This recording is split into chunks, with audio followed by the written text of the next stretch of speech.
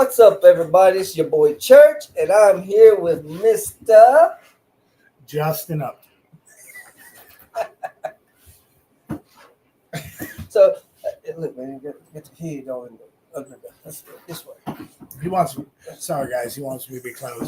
All right, everybody. So, before we get started, we're going to be talking to Justin about, his experiences and everything with the Hopper House. But before that, let me remind everybody that May 5th, 6th, San Angelo Gives event. Early giving starts April 22nd all the way to Cinco de Mayo. You gonna eat a lot of tacos that day? I'm on a diet, but that's gonna be yes. That's gonna be a cheat day That's for sure. Yes, that's a cheat day. Can't turn down no good Mexican food. That's for sure. Man, I'll be honest with you. Every time I tell somebody I want some good Mexican food, they bring me back Taco Bell. Really, I want some birria. Birria is really good. I've never had no. You're gonna have to try it. You are. You have to take me there. No, it's a kind of taco. I don't know. Oh, man, you don't know what you're missing. I'm a hillbilly from West Virginia, bro. All right, so let's get started, man. So can you tell us a little bit about what life was for Mr. Upton before the Hopper House? Yeah, actually, so before the Hopper House, been to prison twice, man. Always in a lot of trouble. I had a heroin addiction that I could not get rid of. I quit doing drugs for about a year and a half, and just one day went back to it. I have a beautiful daughter. She's 4 now, but at the time she was about a little under 2. And man, I had lost my kids, lost my family, lost everything. Actually, just gave it away. And I kind of needed to be somewhere where I could, work on my relationship with God, live my recovery, find out what recovery was really about and how to do life. And I didn't know how to do life. I never, 41 years old, and I had to have somebody teach me how to live. Right. But I mean, yeah, right. That's a hard thing to admit, right? But it is. But it is. 41, man, I'm still a little boy and didn't know how to live life. Well, and I get these guys all the time. I always ask them, how many grown men do we got in here? And they're all. Yeah, everybody want to raise their hand. Everybody raise their hand because everybody's grown men, and it's until that light turns on, we have that spiritual awakening, we realize, hey, we're growing men. Yeah. You get stuck in that mind trap of being grown. Yeah. There's nothing else you can learn or teach. I kind of realized that I wasn't doing grown men things. Right. Right. And so that's the idea, bro, because once you start realizing right from wrong, how men should act, behave, and live, and if I'm not doing those things, right, then I'm not living like a man. So so how did you find out about the Hopper House? Honestly, I came out here because I need to go to drug treatment. I'm from San Antonio. So I was at Journey Recovery Center, amazing place, y'all.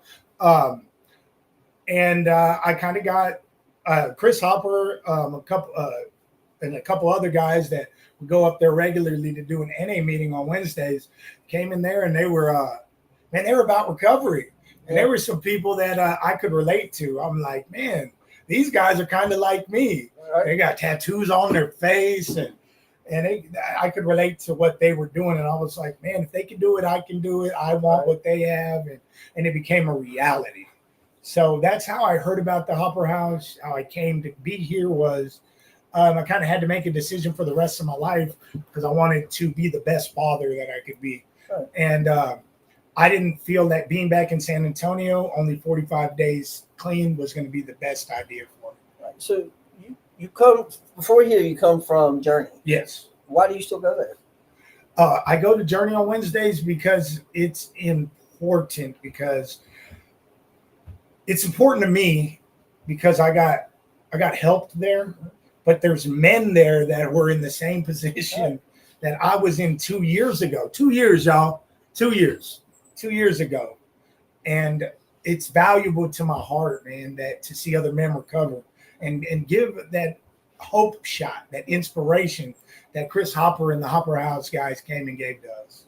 So, always looking for that one to come join the 99, huh? Man, if I could get them all by the ear and drag them into recovery into a relationship with Jesus, I would, but we're there just to be a light. And that's what we go there to do, be an example, to be a vision. So I see that as, that you go there and do that is one way that, the Hopper House has helped change your life. I know that every now and then you're here every Sunday, but every now and then you take a particular lead on a Sunday. Can you tell me about that? Yeah, I am an associate pastor here at the Hopper House Church, and I am about this close. I'm not crying. It's all right. Okay. It's okay if you cry, dude. Men cry. So I'm about 4 weeks out from graduating Bible college, and I've been blessed with the gift of being able to pastor here. And so about every 4 weeks, I get to preach at the Hopper House Church. And if you asked me if that was something I was going to be doing 2 years ago, I would have just been happy being clean for a day. So, that's one thing I get to do, and it's something that's near and dear to my heart. And we have all of our pastoral, all of our pastors are great at giving the word, man. But I just enjoy when I hear you, man. It's you just feel the passion and everything. And not saying that you can't from the others, but I feel like me and you have a more of a we can relate on certain things and stuff like that, man. So like you grab me just about every time, man. I don't hardly get no work done in here because I'm trying to just listen.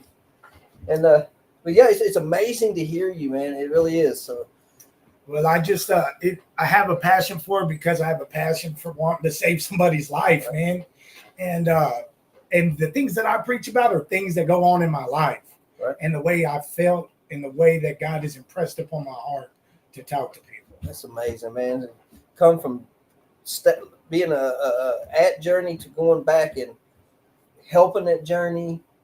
You're you're here at the Hopper House. You're not only a leader, you are you're over our apartments, aren't you? Yeah. So I've been given the responsibility of being the leader over our apartments, which you've done an amazing, phenomenal job. And I mean, I love it, man. And it really feels good that people can depend on me today, right? We got 7 men over there aside from myself, and it feels good to be a leader to men and help guide them into a deeper recovery and because it's beneficial to their life, not to mine, but because I get to be a benefit to theirs. Right.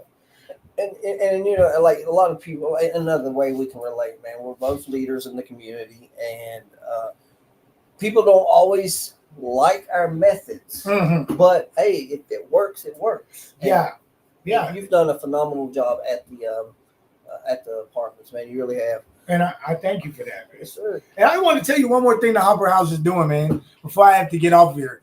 Last week, we went into Kairos. We went into prison ministry, man. The Hopper House is everywhere and in everything. And we were in there last week for 4 days helping bring the message of not only Jesus Christ, but of recovery, and that these men can come out of here and live a good and successful life. And that's what it's about, man. And so if you know anybody that needs some help, I want to just go ahead and make that shout out. You know where we're at. Yeah. You know the number, Hopper House Recovery Center. And those are the things that we're doing. And those is what we're passionate about, helping those people recover, helping save lives. And that's what we want to do. Yes. And we can't do that unless, we do it regardless. We'll do it under a tent if we got to. Yes, we will. But, since I've been here in a little over a year and a half, the Hopper House has expanded so much. And it's only through, like, other people's support and donations that we are able to expand. Yeah. So, so speaking on everything that you've talked about, man, about how we are helping, we're expanding, we're reaching out all over, not just the county or the city, the state. We get people from out of state. Like I said, I'm an old hillbilly from West Virginia. You know what I mean? Yeah. So, but if you could say one thing to someone thinking about donating on San Angelo, what would that be?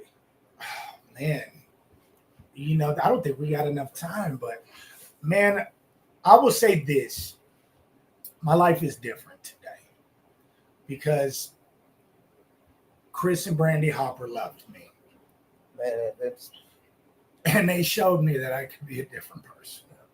Oh, we got another Bradley, people. Yeah, I'm crying. So what? But yeah, man, they loved me first before I could love them. They loved me into loving me. And so my life is different because they loved me. That's amazing, brother. Like I said, this place changes lives. It really does. And any donations that you're able that God puts on your heart to give is appreciated. But I gotta warn you, it's $10 minimum. But it really is. It is $10. Yeah, it really is. It's all right. Sorry, we got $10. Yeah, but San Angelo gives the advanced giving April 22nd through May 5th, and like the banner says right at the bottom, man, let's make a difference.